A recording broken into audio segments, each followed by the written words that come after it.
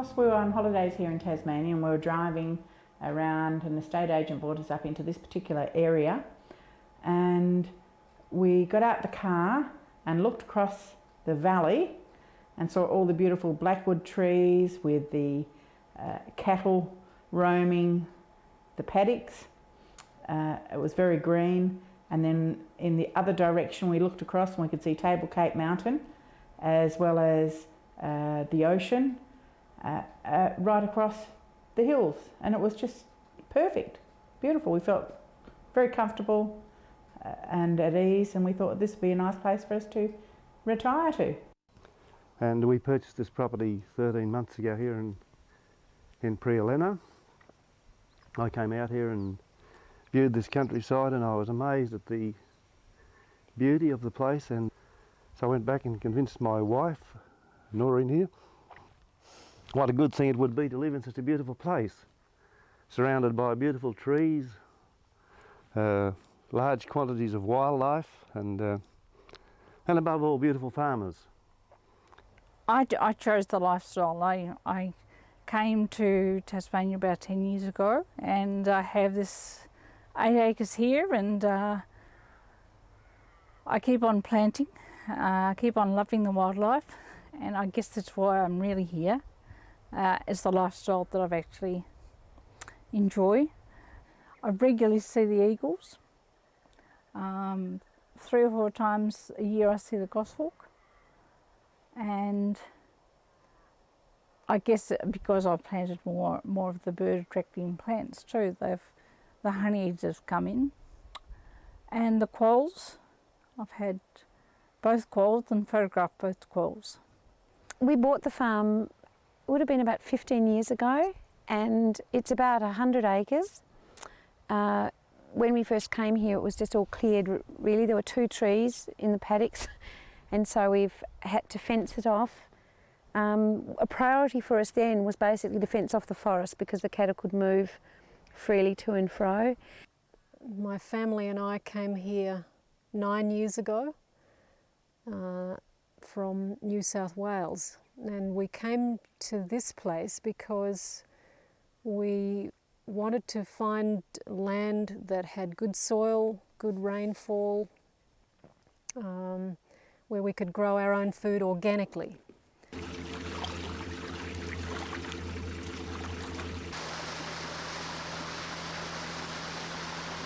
I run a tourism business called Lake Barrington Pleasure Tours that basically just involves taking tourists out on the lake for 3 hours and just experiencing the rainforest, the waterfalls and the wildlife, and a nice meal. Most people are really just into a relaxing time in nice natural surroundings, and just to take it easy, take photos and relax.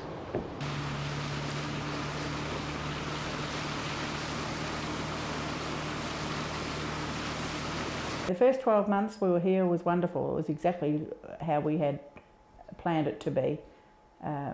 We came back after a short holiday to find that our neighbours had sold their 1,200 acre property to a tree plantation, and it caused a domino effect, and all the other farmers in the district decided they had better do the same. We're approaching the Wallace's property. This is where Gary, Lorraine and Peter Wallace live. They have recently sold their property to Guns, quite reluctantly, I understand. They're very sad about the whole situation, but felt that they had no alternative as they're going to be surrounded by plantations.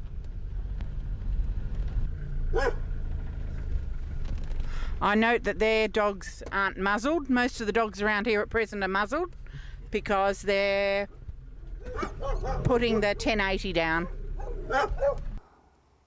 We paid $46,000 for this property, and it's now valued at $34,000.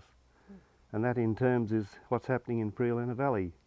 We've got lots of little people who've purchased blocks here, say, well, in some cases 2 years ago, and they now find that when they want to move on through old age, through perhaps going back to families, they are no longer able to retain their finance. Their finance is gone, it's finished.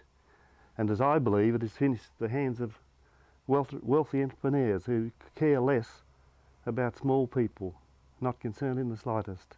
The neighbours that we will now have is Plantations, who are a Tasmanian company, very well known here in Tasmania, and they've got a plantation division. The other surrounding farms have been purchased by forestry enterprises.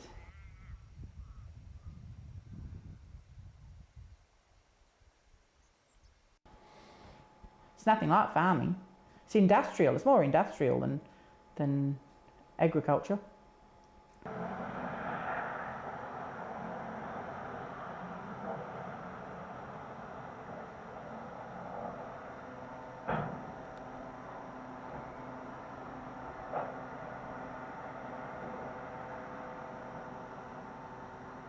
Letchers are going to stay here.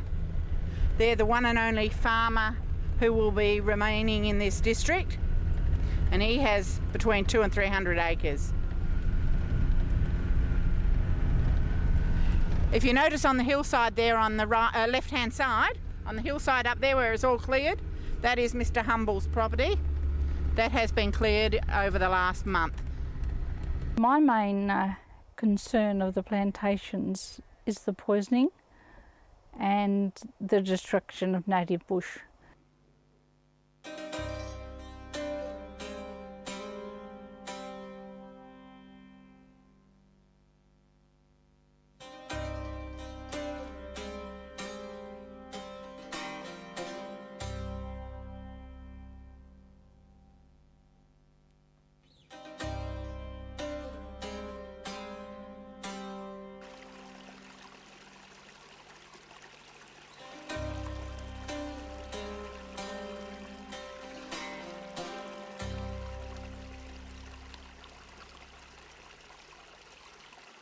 Forestry Tasmania proposed to log this area. So if they go ahead with that, all this goes. And I find that unbelievable because it is so wet. And if they were meant to abide by the Forest Practices Code and leave the buffer strips, there wouldn't be anywhere to log because this whole area is a network of streams. There are 3 rivers which start in this area. Further around on the western slope is the head tributaries going into St Patrick's, which is Launceston's supply for water. And the coops go across the face of all these streams, all these creeks. And above this, you haven't got headwaters. This is the headwaters. So if this is contaminated, you can't go above to source clean water. This is it. So the existing water supply here was from the creek, which is down the slope from the land that North bought for the plantation. So when they bought the land, they ploughed it and sprayed it with atrazine. In the winter, the first winter that we were here, as soon as the rain came, it washed the soil, carrying the particles of atrazine down into the creek. Essentially what happens is that the particles of atrazine attach themselves to soil, and so that it's residual within the soil for a period of time. It also contains xenoestrogens, which have implications for testicular cancer, for breast cancer. It's also people who are allergic to asthma or who have asthma are allergic to it. We have another pond which is about 200 metres away from that one, which is constantly has frogs in it, and you always can hear the frogs. After the spraying on that pond, we didn't hear any frogs at all, just there were none there. This is going on to the 10th year now since they first sprayed. When we have a good rainfall, there's a lot of foam, dirty looking foam gets caught on the top of where the water runs into rocks. You'll get a build-up of foam in the rocks, and when you have a good flow, the water has a milky sometimes bluish, milky look to it. They plant these trees, they spray them. They use poisonous sprays, which they firmly say doesn't affect the people. But I've got a motto: spray the animals and the wildlife and the people too. But as long as we get our money, we're happy. Stiff luck for you, Jack. Being on plantation land, there's trees grown reasonably close to the edge, and there's spraying. They have sprayed around the area. We don't know how much of that will wash into our waterways.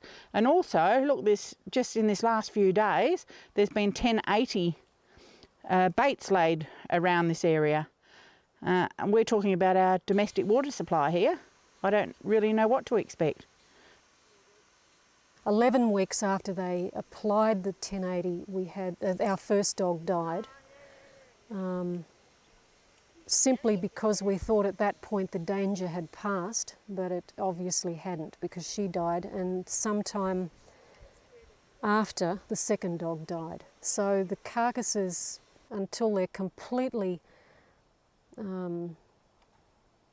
disintegrated and gone back into the ground, they're still dangerous to the dogs. And the other thing which was quite distressing was the length of time some of the wallabies took to die. Some of them would be just lingering for a couple of days. The other one that the kids found at one point was a possum that was not, it was just very slowly dying, and the wasps were all around it, around its face, and irritating and agitating it.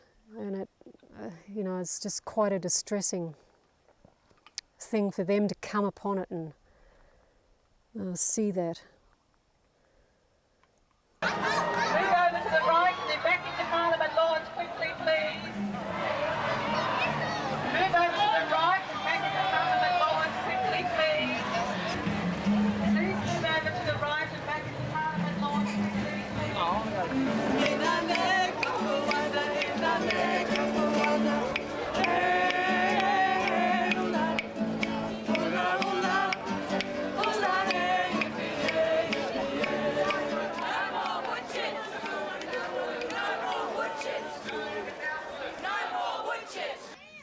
And you would play down that the core business of Southwood is wood chipping. Don't take my word for it. Forestry Tasmania's own figures say that 75% of the timber that will be brought into Southwood will go out again as wood chips.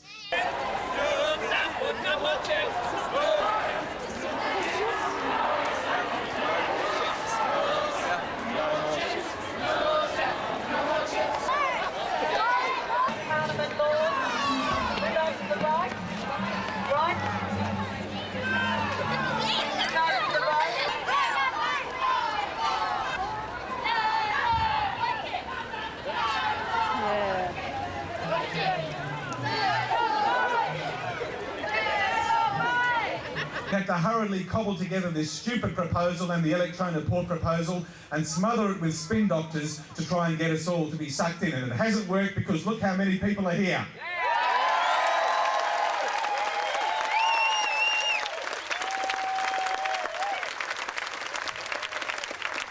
You'd go into full-time damage control. You'd call it a nice name, the Southwood Hewen proposal.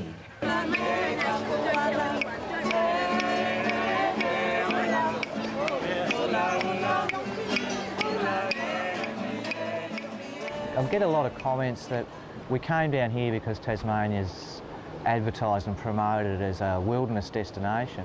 And when they arrive, they're confronted with clear felling and plantations right up to road verges and log trucks on the road. And they seem either bemused by that or quite outraged by that. And some even feel as if they've been had by the advertising, that what we promote doesn't reflect the reality on the ground. They're quite disgusted that the reason they come down here is slowly being destroyed. And another common theme is soon you'll only be able to see wilderness in small select areas like going to a zoo. And they don't want to do that.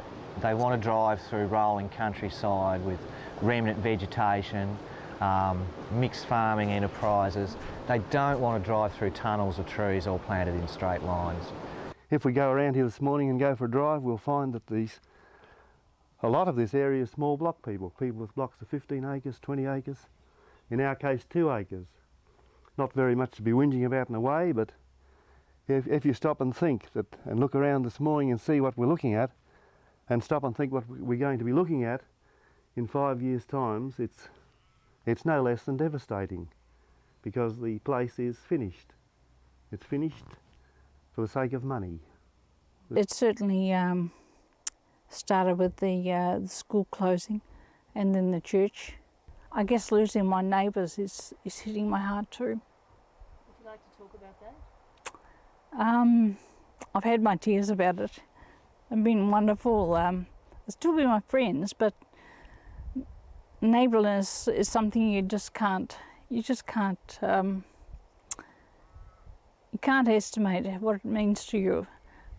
And yeah, I'm really sad about that.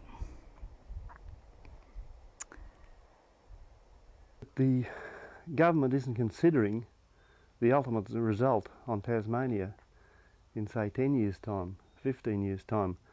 I was talking to some people in Wynyard, which I think is a lovely little shopping centre, beautiful little town, and last Saturday, doing my own little bit of programming against this evil thing that's happening, I said, do you realise that the trees aren't going to come into the town and shop of a Saturday morning? Trees do not go into town and do their shopping. We need people. We still have the fire engine. Not sure about the fire protection either with the forests, but I've been assured that forestry people look after their plantations just as well as people who farm the land. So I had to accept that someone had researched that too. We feel that they'll see where the fire is, sure, but will they know that there's residents up there that need to be rescued? And how will they get us out?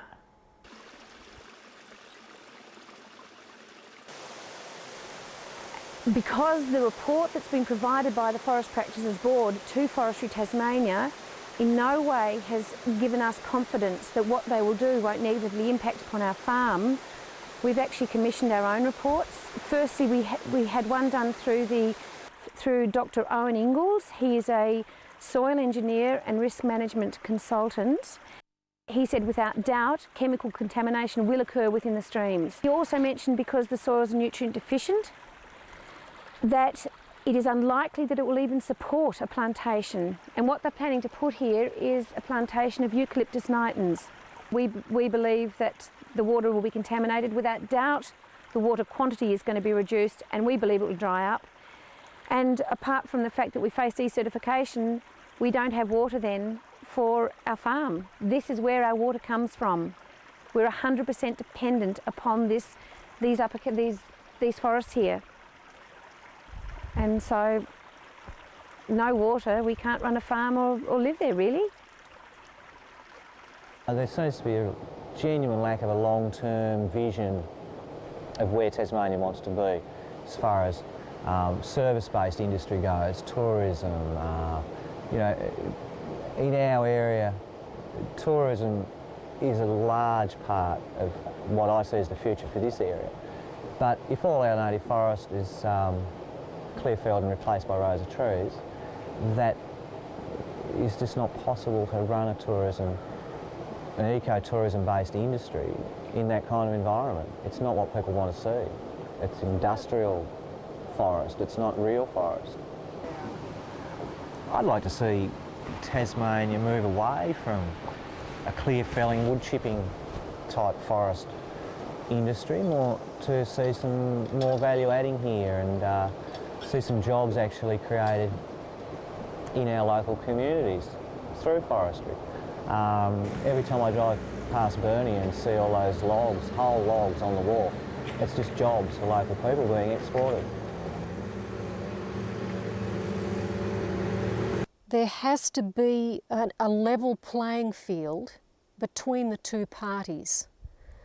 And that has to be backed up by legislation. There has to be certain standards or certain laws in place that protect their right and my right. Every circumstance is going to be different.